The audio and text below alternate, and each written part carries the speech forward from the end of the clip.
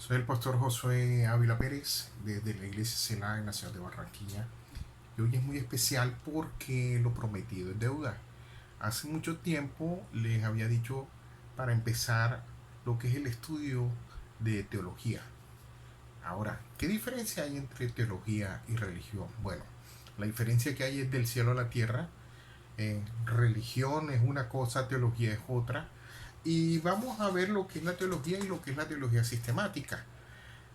Empecemos entonces, ¿qué es religión? Religión es una serie de comportamientos donde el hombre desarrolla unas prácticas y son prácticas más que todo relacionadas con adoración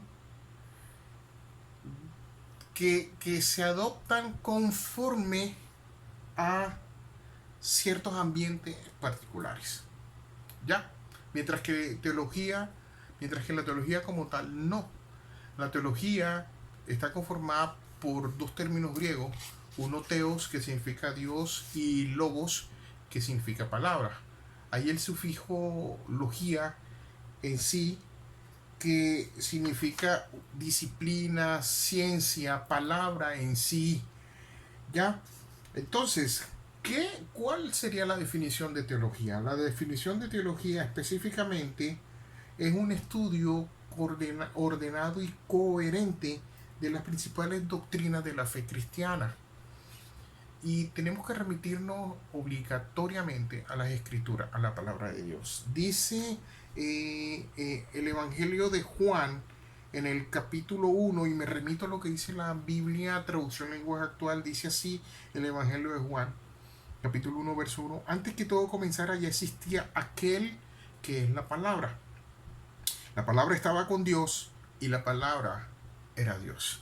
En la Reina Valera, que es la Biblia que generalmente utiliza el pueblo cristiano evangélico de habla hispana o de habla española, dice así, el verbo hecho carne, el mismo capítulo, el mismo versículo. Y empieza con un título en el Evangelio de Juan, dice, el verbo hecho carne. En el principio era el verbo, o sea, la palabra, y el verbo, o sea, la palabra, era con Dios, y el verbo, la palabra, era Dios. ¿Ya? Ahí vemos algo bastante especial, que el término griego que utilizaba o que utilizó aquí el apóstol Juan fue logos, o sea, palabra. Ya en el estudio concreto del término teología es que vamos a estudiar todo lo relacionado con Dios a la luz de la palabra. Me voy a remitir a tres autores que me inspiraron mucho, los leo constantemente. Ya los tres autores ya fallecieron y son tres puntos de vista. Hay similitudes en ellos, hay corrientes diversas, y uno de esos es el doctor R.C. Sproul, el otro es el doctor Emery Bancroft y el otro es el doctor también Berkhoff. Son tres teologías sistemáticas. Ahora, sistemática, encontramos otro término. Bueno, la teología sistemática, como ya te dije en un principio, es lo ordenado y coherente de las diversas doctrinas que vamos a encontrar en las escrituras. Me remito nuevamente a estos tres autores, voy a tocarlos de una manera casi constante. Son tres posiciones, como te dije, de dos grandes corrientes que encontramos en la iglesia protestante o la iglesia evangélica en general. Vamos a ir avanzando poco a poco y a tratar de resolver una gran cantidad de inquietudes que tenemos o que se preguntan mucha gente que están empezando en el Evangelio. Es por qué existen denominaciones, por qué cada una denominación diferente, por qué hay una corriente X, por qué hay una corriente Y, ¿ya? ¿Por qué hay personas que se han involucrado en esta nueva manifestación o en esta nueva ola? ¿Y qué es lo que dice la escritura respecto a cada uno de esos? Y pongo en sí una claridad.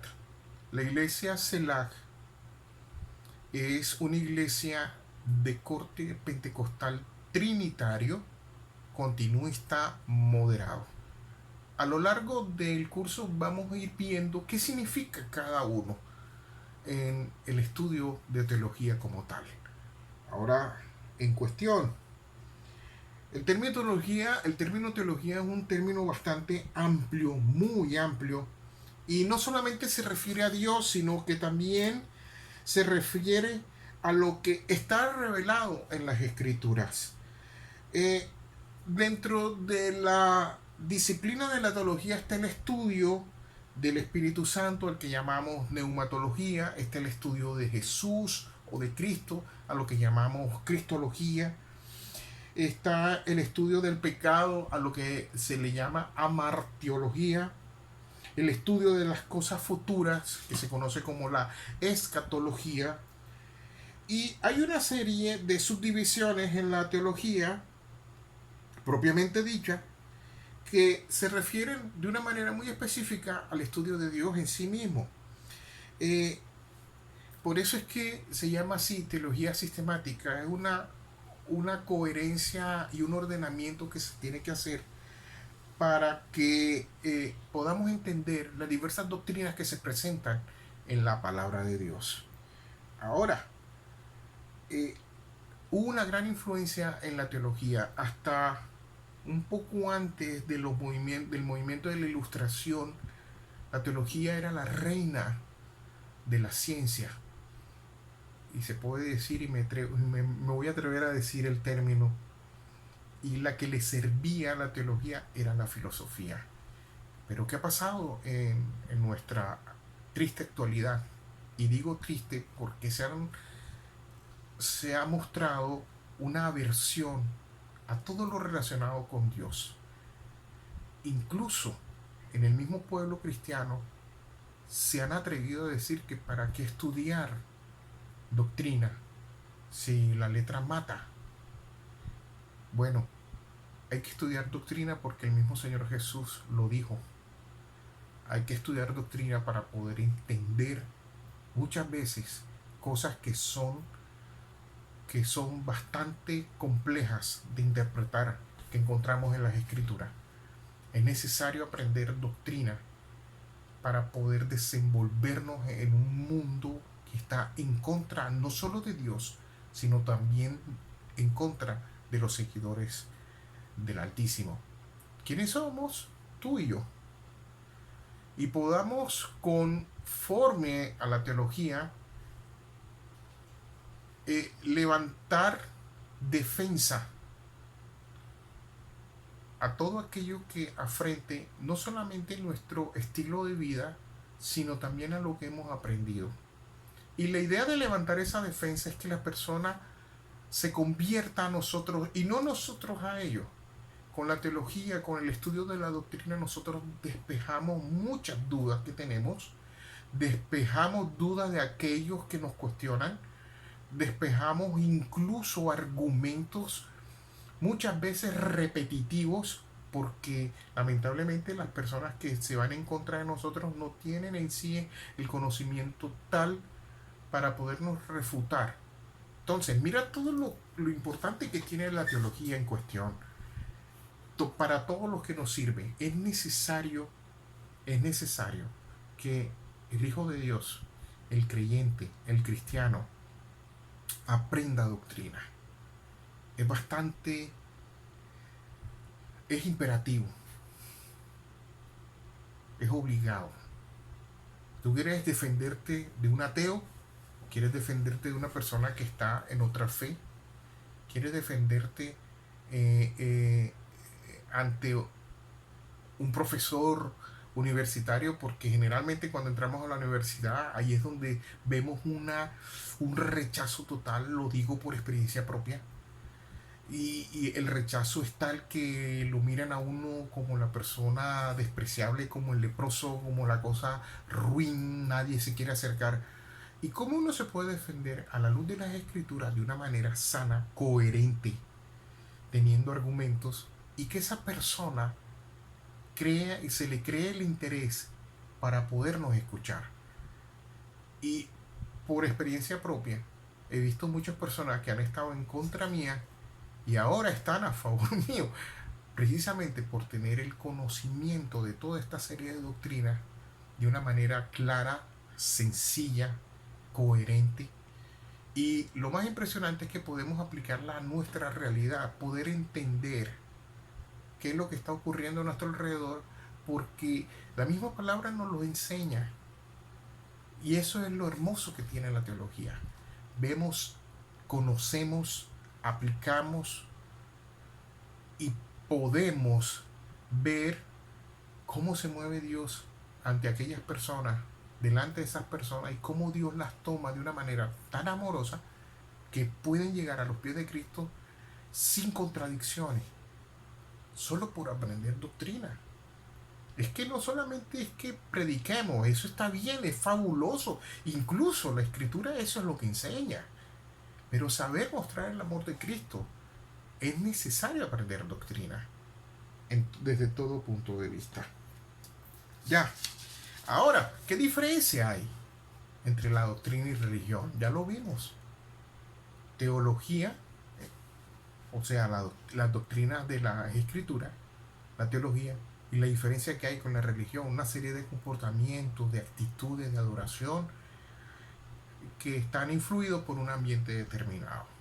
¿Ya? Es muy diferente. Vemos que hay una gran diferencia entre estudiar las preocupaciones humanas sobre la religión y por otro estudiar la esencia y el carácter del Dios mismo.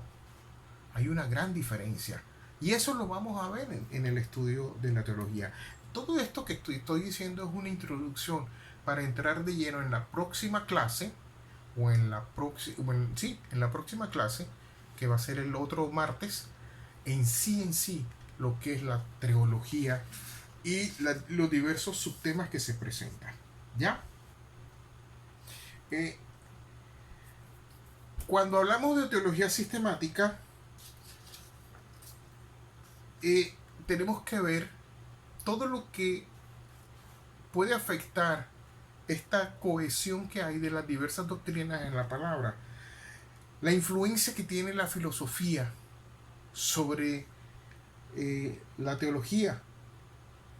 La filosofía es voy a decirlo así, un antisistema que se afirma en verdades, pero no en la verdad y en propósitos, pero no en el propósito. ¿Cómo así? Me vas a preguntar. Claro que sí, mira. Hay un movimiento filosófico que se llama el existencialismo. El existencialismo no cree en la realidad donde ella puede entenderse de una manera ordenada, porque ellos ven el mundo como algo caótico, ¿ya? Donde ellos ven el mundo como algo que no tiene significado y que no tiene propósito. Me remito a este movimiento filosófico del existencialismo, donde el más grande exponente fue un francés llamado Sartre, que la esposa de él era Simone de Beauvoir, la que prácticamente desarrolla el feminismo. Dos corrientes que le hacen un rechazo abiertamente a todo lo relacionado con Dios. Y no hay argumento válido precisamente porque están basados en subjetivismo, en diversos comportamientos. Entonces, a nivel histórico como tal, la teología sí puede defenderse con evidencia y con argumentos lógicos ante estas interpretaciones o ante estos movimientos filosóficos. Ya. El existencialismo ha tenido un impacto bastante tremendo en la cultura occidental y ha tenido una serie de derivaciones como son el relativismo y el pluralismo. Son dos movimientos afines al existencialismo, pero que también atañen a nuestras doctrinas porque las atacan de una manera, como te dije ahorita, como les dije ahorita, de una manera abierta, pero no hay argumento como tal, ¿ya? Todo es relativo, todo es subjetivo. La palabra de Dios, ella es clara, ella es objetiva, toca ciertos puntos relacionados con el subjetivismo, pero ella misma argumenta todo lo que se levante en contra de ella. ¿Ya?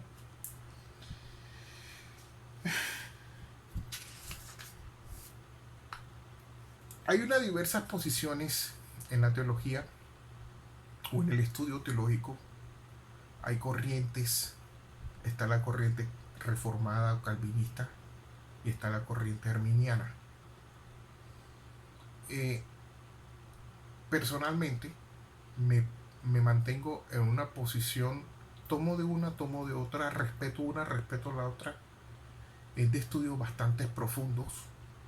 Desde que existe la iglesia protestante, cuando empieza con el movimiento de la reforma ya en 1517, se presentaron una serie de confrontaciones, tanto en Lutero como en Zwinglio, dos reformadores, ambos eran romanistas, y cada uno empezó a estudiar las escrituras. Y lo que me gustó mucho de Lutero, bueno, también de Zwinglio, es que Lutero eh, no se conformó con lo que tenía a la mano, él fue más allá.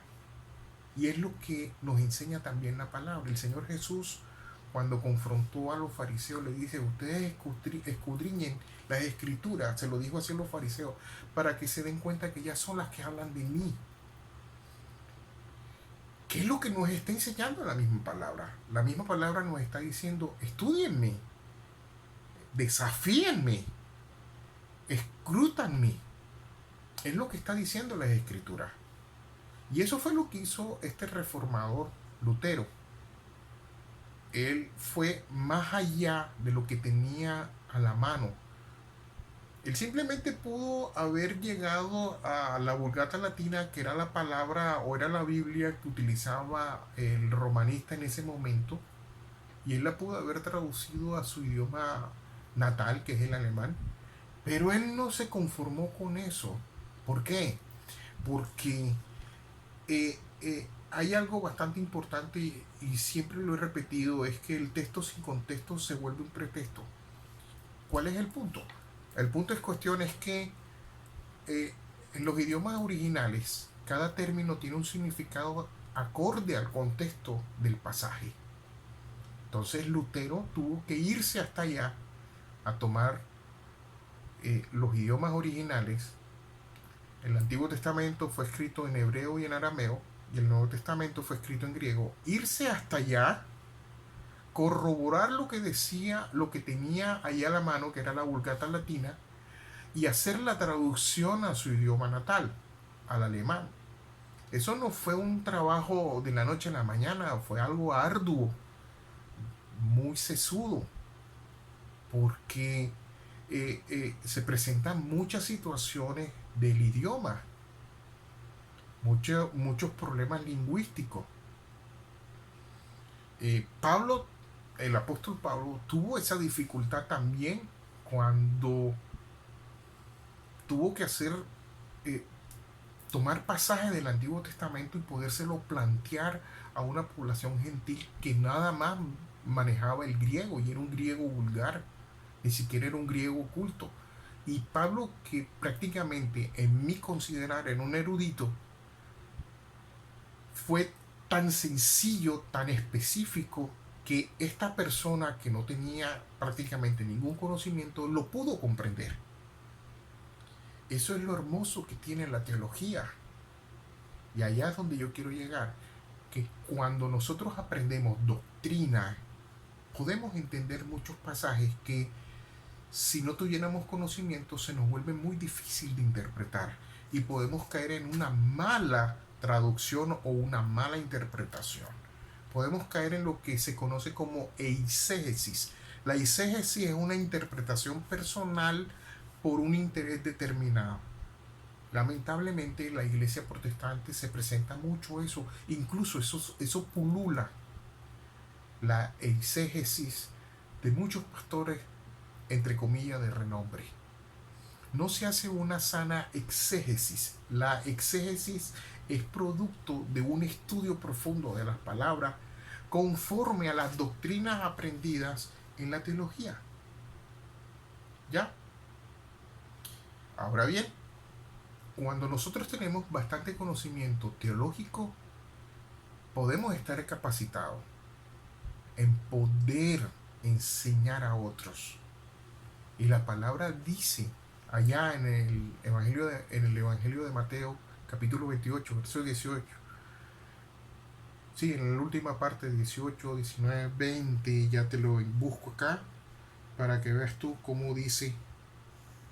Y aquí se presenta algo bastante curioso, bastante particular, y es el punto en sí. Te leo a partir del verso 18 de la Reina Valera 1960, dice así: y Jesús se acercó y les habló diciendo: toda potestad me es dada en el cielo y en la tierra. Por tanto, id y haced discípulos a todas las naciones, bautizándolos en el nombre del Padre y del Hijo y del Espíritu Santo, enseñándoles que guarden todas las cosas que os he mandado. He aquí, estoy con vosotros todos los días hasta el fin del mundo. Amén. Vemos algo aquí bastante curioso. Y él dice: toda potestad me es dada en el cielo y en la tierra. Primero que todo, ahí vemos que el Señor Jesús es el Señor de todo lo creado, de todo lo visible, de todo lo invisible, de todo lo tangible, de todo lo intangible. Y Él nos ordena que vayamos y hagamos discípulos. Cuando habla el término discípulo, quiere decir que esté bajo nuestra tutoría, bajo nuestro legado, bajo nuestra doctrina, bajo nuestro conocimiento. Pero si yo no tengo conocimiento, ¿cómo puede ser un discípulo? ¿Cómo puedo adoctrinarlo?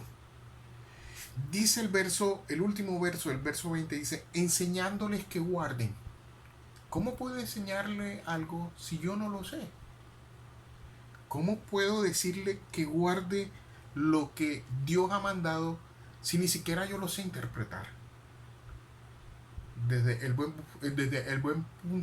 buen punto de vista. Si te das cuenta lo necesario que es la teología, el saber doctrina, siempre es necesario.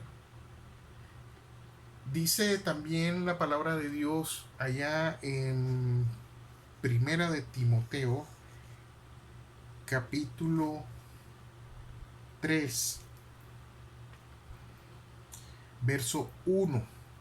Aquí el apóstol Pablo le está diciendo al joven Timoteo: Timoteo hasta este momento era un muchacho, no llegaba ni siquiera a los 30 años. Fue un discípulo muy amado de parte de Pablo. Él respondió a esa enseñanza de una manera soberbia, de una manera brutal, de una manera bárbara, que incluso el mismo Pablo habló de una manera tan especial de Timoteo que le recordó tanto a su mamá como a su abuela. Dice: recuerda lo que te enseñó tu mamá, lo que te enseñó tu abuela. ¿Por qué la abuela y por qué la mamá? ¿Qué influencia tuvieron en Timoteo? Que Pablo le recordó eso a él. Todo esto lo podemos entender y aprender cuando estudiamos teología. Ahora, el pasaje que me refiero está en el capítulo 3 de Primera de Timoteo, en el versículo 1, y la Reina Valera tiene un título así que dice: requisito de los obispos. Dice el versículo 1: palabra fiel, si alguno anhela obispado, buena obra desea. Pero es necesario que el obispo sea irreprensible, marido de una sola mujer, sobrio, prudente, decoroso, hospedador, apto para enseñar, no dado al vino, no pendenciero, no codicioso de ganancias deshonestas, sino amable, apacible, no avaro, no, sino amable, amable, apacible, no avaro, que gobierne bien su casa, que tenga a sus hijos en sujeción con toda honestidad, pues el que no sabe gobernar su propia casa, ¿cómo cuidará de la iglesia de Dios? No un neófito, no un neófito, no sea que envaneciéndose caiga en la condenación del diablo. También es necesario que tenga buen testimonio de los de afuera para que no caiga en descrédito y en lazo del diablo. Ok, entonces ahí tú me podrías decir, no, pero es que eso es para los que quieren el obispado. El obispado es el pastorado, el sacerdocio, el liderazgo como tal. Sí, pero también recordemos que somos hijos de Dios. Y los hijos de Dios tienen que tener un comportamiento ante la sociedad de una manera determinada, porque si no, no podemos reflejar ese cambio que hizo el Señor Jesús en nuestra vida. No podemos reflejar esa guía que nos está dando el Espíritu Santo. Entonces es necesario aprender teología, es necesario aprender doctrina.